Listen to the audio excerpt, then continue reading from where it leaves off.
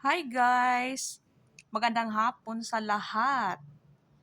Mag-update lang tayo ng ating mga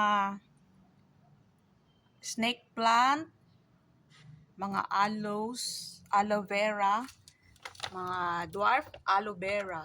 Ayan. At saka yung mga haworthia. Haworthia. Ayan. Ito. Haworthia. Dwarf aloe.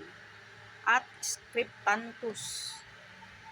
At itong nilagyan ko na, at mga ito, yung mga bromeliad. So na ano na yung nilagyan ko, nasira kasi ano na siya, nabulok na yung mga nilagyan ko, ayan, bumagsak.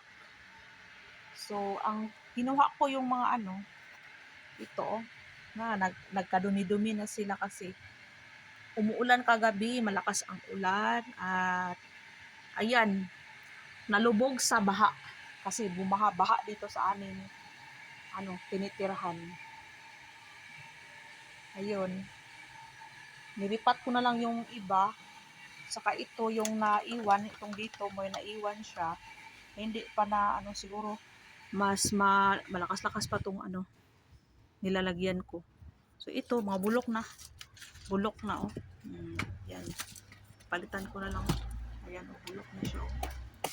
Mabulok na. So ayan, mga mga puting bato, ayun, mga coco sheep na nagkalat na dyan sa baba. Mahirap na yan pulutin kasi nagkalat sila. So ayun, yung iba kong mga haworthia, ayun no, nabulok yung mga puno kasi palaging uulan at na-stock up yung water sa sa pot, hindi nakalabas. Ayan, sila bulok. So ito oh, bulok na oh. Ayan, bulok kasi na sa ulan, na bulok na sila. Tanggal na yung isa. So itong cryptanthus ko, ayan, nilipat ko na sila kasi umalis na sa kanilang pot, tumaas na. So